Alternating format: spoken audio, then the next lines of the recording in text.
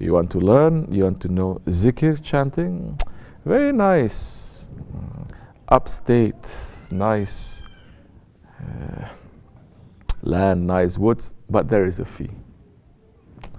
You want to learn chanting, there is a fee. You want to be a Sufi, there is a fee. You want to learn nirvana, there is a fee. Everything, there is a fee. But it's not just money. That means the one who is guiding you doesn't need anything from you and doesn't want anything from you. If he needs and if he wants, then he's not a person leading you from this world to the other world. He's a person who's leading you from this world and to a deeper Jahannam.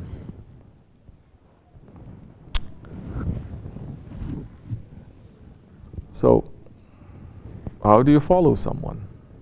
How do you know if that one is right? So many people are stuck there.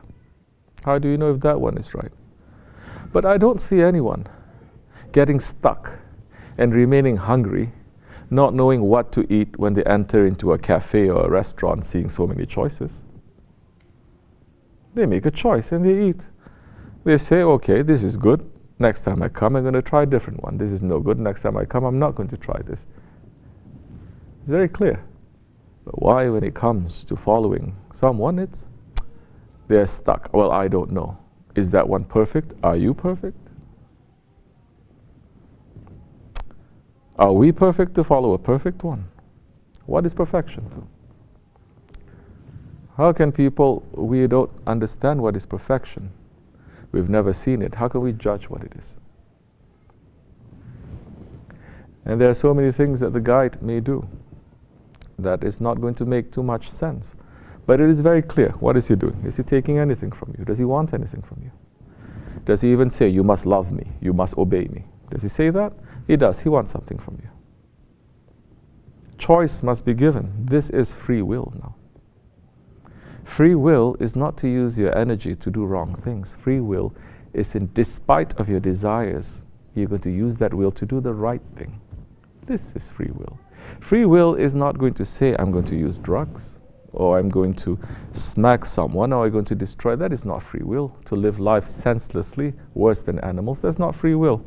Free will is despite that we're living in this animal sensory world, that you must rise against it. That is divine will. That is the divine free will that Allah has only given to mankind, not to animals, not even to angels. Not even to angels. He did not create the angels to represent Him. He created mankind to represent Him, which is in Islam, mankind, insan, is called Hazrati Insan, the blessed, the holy insan, the holy mankind. And when Allah created mankind, even the angels did not understand. Angels, they have no desire. Angels, they are close to Allah, of course they are. But angels, they have no desire. Angels were not created to know their Lord. They are created to do the bidding of Allah. We have been created to know our Lord, to discover Him, to represent Him. This is a huge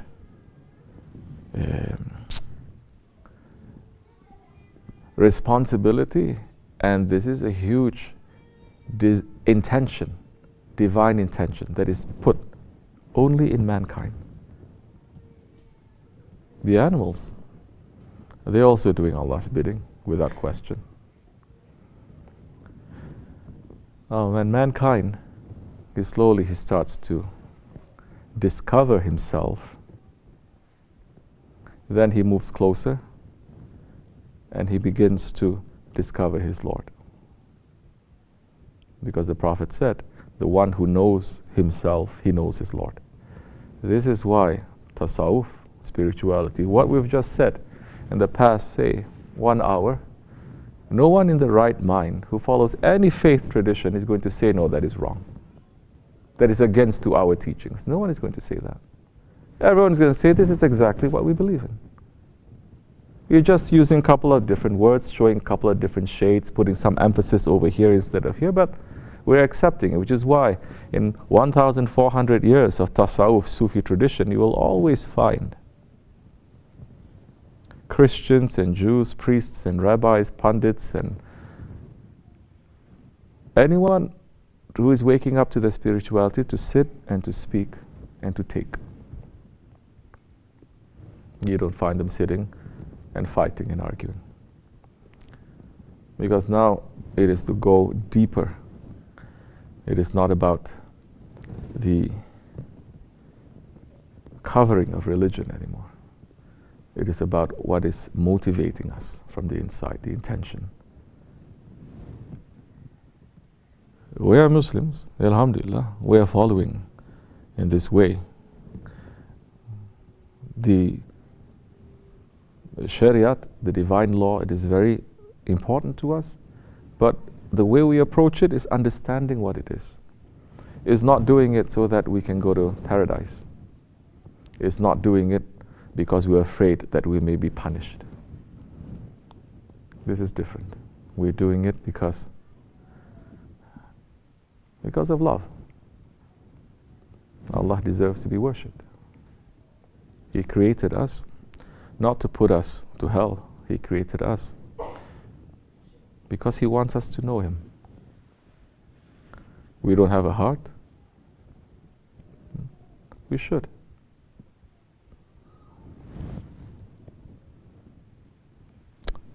If we have a good friend,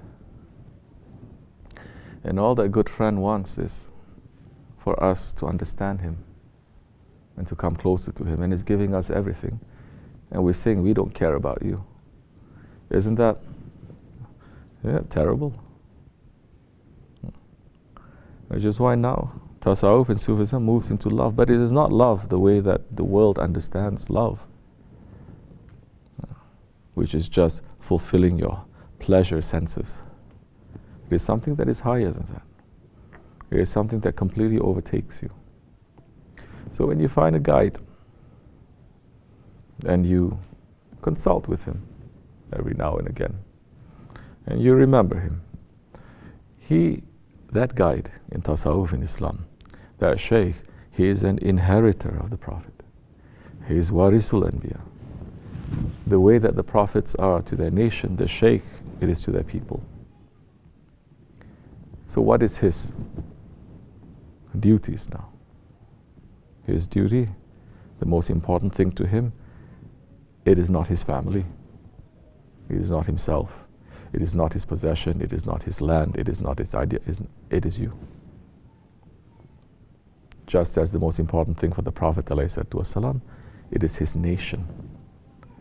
And he did not make any distinction in his nation to say, I only pray for the Muslims. His nation is everyone on the face of this earth, whether they believe or they don't believe, it doesn't matter. He cries out for us. His first words when he was born was, Ummati, Ummati, oh my nation, my nation. And his last words before he passed was calling out for us. So, if we are in this way of Sufism, of Tasawwuf, slowly we start to even feel some things that the Prophet ﷺ is feeling. We start to have more compassion, more understanding. We start to become more alert to the enemies that is inside of us first.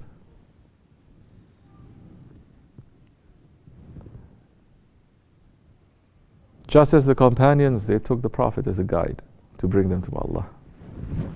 So we are holding on to our Shaykh as a guide.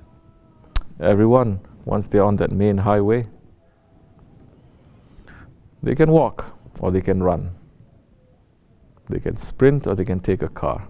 Doesn't matter. That is according to you. This is another thing that distinguishes this from a cult. Although they call us a cult, it doesn't matter. So what? We're not trying to make everyone to be the same. In fact, it is against to our principles to make everyone to be the same. Because everyone is testifying the uniqueness and the oneness of their Lord. He created you, Timur. There's never been another Timur before, although you share his name, but like you, no. And there will never be another one up till Judgment Day. Never. Only you. And you have been created, you specially have been created to know Allah. He's not saying there's another one. If you don't work out, I have this other one. No, there's you. There's you. There's you. Each and every one of us. Testifying to the oneness of Allah.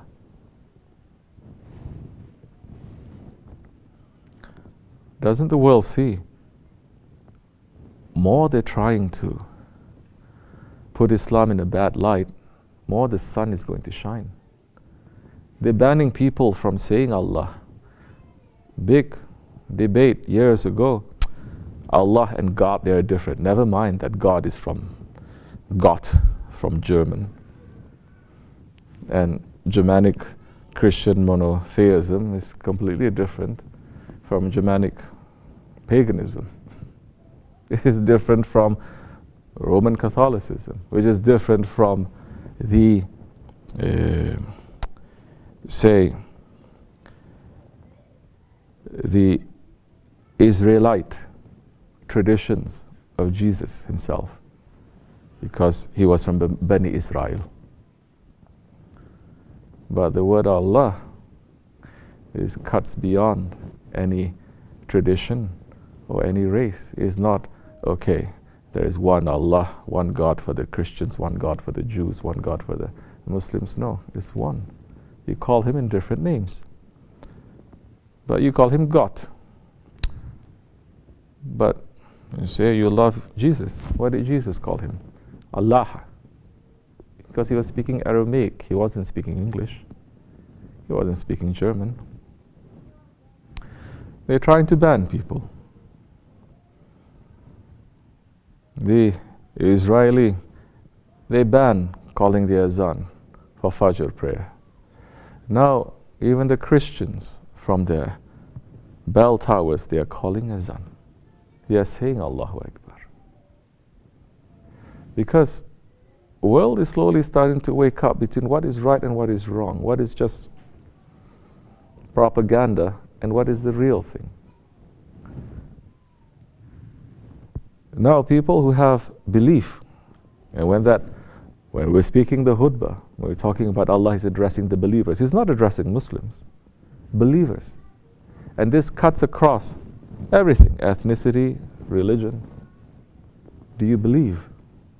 Yes. And in these days, we're looking for belief. We're not looking for the trappings of religion. Because there are many, they look like they believe, but they don't believe. And there are many that look like they don't believe, but they believe. And in these days, it's very simple. Do you believe in justice? Do you believe you should live with justice, stand up for justice? Do you know what is right or wrong? What is happening in the world right now? Pick anything and say, is this right or is this wrong? It's clear.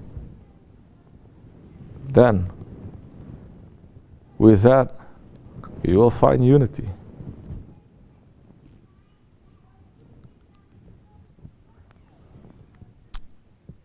Every unity is testifying to the unity of Allah. So this is what we are here, and in this tradition, this is nothing new. This has been in place since the Holy Prophet ﷺ, that he gave the message. One is for the awam, for the masses, and he says, for those who wants to learn more, I have more to give to you. For those who wants to go deeper, I have something to give to you. Sufism, Tasawwuf, is not a sect in Islam. To say that one sect is opposite to another sect and they're fighting, no. Tasawwuf is like going to postgraduate school in spirituality. Everyone goes to grade school. There's Islam. Now, if you want to have iman, if you want to have faith, then you're going to deepen it. You're going to study a little bit. But if you want to have ihsan, to have beauty, now you're going to beautify your manners, your adab. And you're going to look at what you are doing to make it more beautiful to your Lord. Then that is where tasawwuf enters. So it's going deeper and it's going higher. So we follow our Shaykh. It's a long tradition. He took it from his, he took it from his. And these traditions, for anything that has real value in this world right now, is not contained in books. It cannot be. Definitely not from Google or YouTube. Definitely not. It's passed from heart to heart. From that time until now. You may discover a couple of things here and there, but to get it, there has to be this spiritual transmission. So that one is obligated now to pray for you, to help you in this world and the next, to intercede for you. In America especially, if you get into trouble with the law, what's the first thing that you do? Huh? Call your lawyer. You don't call your father. You don't call your mother. You don't even call Allah. You call your lawyer. Correct? Now, if you know that you're in trouble, and this world is in big trouble, and the one who's on the spiritual way, not only he understands his spirituality, he understands what blocks his spirituality, and the trouble that is in if he doesn't have the key to unlock it. That time you call a lawyer. And the prophets and the sheikhs, they are there to help you to maneuver and to bring you up. And this is according to you. Sheikh is not going to treat this one like this one, this one like this one, this one like this one, no. Especially the old school way. They must know everyone, everyone must know them well. I just don't mean spiritually they're going to know them. They're going to be involved in their lives. You're going to have a community. As much as you can, inshallah. So, this is what we're busy with, this is our intention. This is what we're doing. And anyone is welcome to come, anyone is welcome to go. Gelene hoş geldin. Gitine. Güle güle. Welcome to those who come, farewell to those who leave. It has to be. That is free will too. Inshallah. All right, Timur. Inshallah. Hayr. Al-Fatiha. Amin. Assalamu alaikum.